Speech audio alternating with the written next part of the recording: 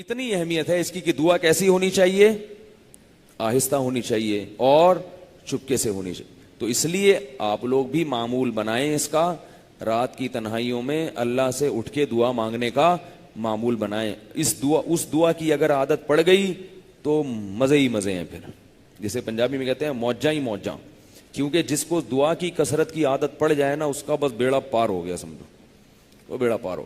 کیونکہ اللہ کے سامنے گڑ گڑانے کا اتنا فائدہ ہے کہ وہ ہو ہی نہیں سکتا کہ اللہ اس کو نہ دیں، کہ ہو نہیں سکتا. اور اللہ نے ایک اصول بنایا ہے کہ جو مانگ رہے وہ نہیں دیا تو کچھ اور دے دوں گا. تو پھر تو موجہ ہی موجہ ہے کہ نہیں ہے. لیکن ان لوگوں کے لیے جن کو اللہ پر ایمان ہے. حدیث میں آتا ہے رسول اللہ صلی اللہ علیہ وسلم نے فرمایا اللہ اپنے بندے کی دعا اس وقت تک قبول کرتے ہیں جب تک کہ وہ مانگتے مانگتے تھک نہیں جاتا. اور تھکنے کا کیا مطلب؟ یعنی وہ یوں نہیں کہتا کہ میں مانگ رہا ہوں اور قبول نہیں ہو رہی. جب یہ کہتا تو پھر نہیں ہوتی.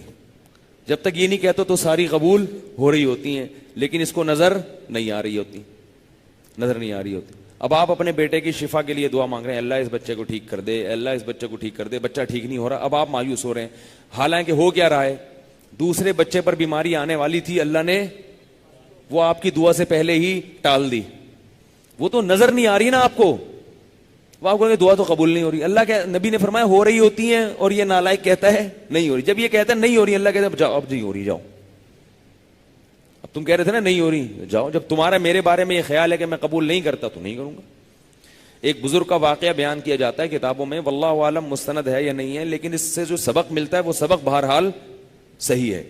کہ وہ حج کرنے جاتے تھے، جب بھی حج سے فارغ ہوتے دعائیں بھی مانگتے اللہ قبول کر لے، تو غیبی آواز آتی کہ قبول نہیں ہوا، یا خواب میں آتا ان کو کہ قبول نہیں ہوا. پھر آتے حج کرنے. ایسے کئی حج کیے، ہر دفعہ جواب ملتا نہیں ہوا. تو انہوں نے اپنے کسی مرید کو بتایا. انہوں نے کہا حضرت پھر حج کیوں کرتے ہیں جب بار بار؟ انہوں نے کہا میں اس کے علاوہ اور کیا کروں بھائی، میرے بس میں جو ہے وہ میں تو کروں گا نا. وہ اللہ کی قدرت نہیں قبول کر رہا، لیکن میں تو اب اس کے علاوہ کچھ نہیں کر سکتا بھائی. یہ تو نہیں کہ اللہ کے در کو چھوڑ کے اگر اللہ کسی کی دعا قبول نہیں کر رہا تو کیا مندر میں جائیں ہم؟ بھگوان یعنی جو بت ہیں ان کے پاس جائیں، بولیں یار وہ تو مان نہیں رہا، تو کر دے. تو یہ کہاں سے کرے گا؟ کل میں نے بیان کیا تھا نا، اگر اسلام کسی کی سمجھ میں نہیں آ رہا تو کیا عیسائیت سمجھ میں آ رہی ہے؟ کہ یہودیت سمجھ میں آ رہی ہے؟ بھائی ہمارے پاس تو کیا ہے؟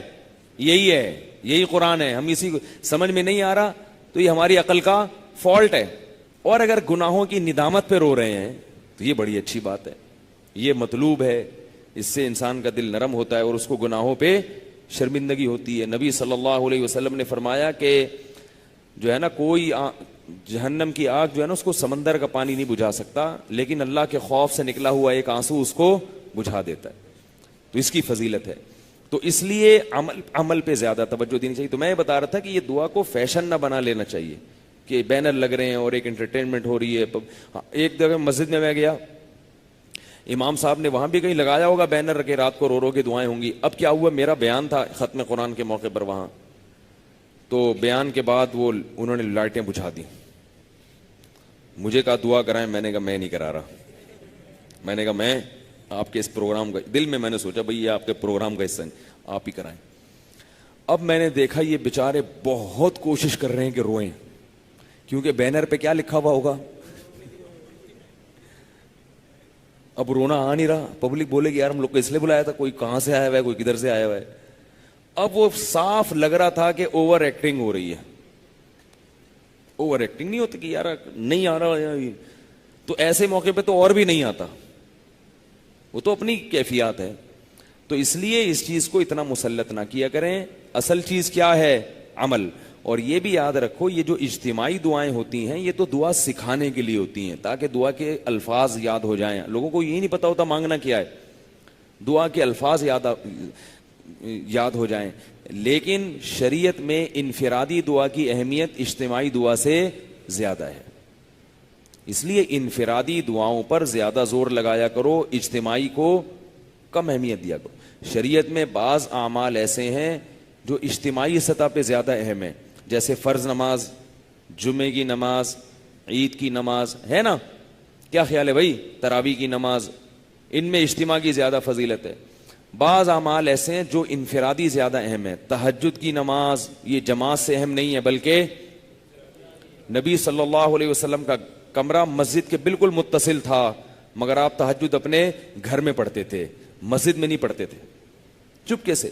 تو دعا میں جو مطلوب ہے وہ کیا ہے؟ عاجزی ہو اور چپکے سے ہو، اور چیخو پکار نہ ہو۔ بعض لوگ کیا کرتے ہیں دعاؤں میں آج کل ایک چیخو پکار کا ماحول بن جاتا، ہا ہو ہا، دھاڑے مار مار کے ہا ہو، یہ صحیح نہیں ہے۔ منصوص ہے قرآن میں ادعوا ربکم تضرعا وخفیا، آگے فرمایا انہ لا یحب المعتدین، اللہ حد سے تجاوز کرنے والوں کو پسند نہیں کرتا۔ تو یہاں حد سے تجاوز کا مطلب کیا ہوا ہے؟ چیخو پکار، ہاں ہاں، باہر کے اسپیکر بھی آن اور ادھر کے اسپیکر بھی آن، اور پوری دنیا ہاں ہو ایک لگا ہوا ہے، وہ جیسے ہوتا ہے نا ایک ماتم کی سی کیفیت بن جائے۔ یہ نہیں ہے بھائی، اس میں پسندیدہ نہیں۔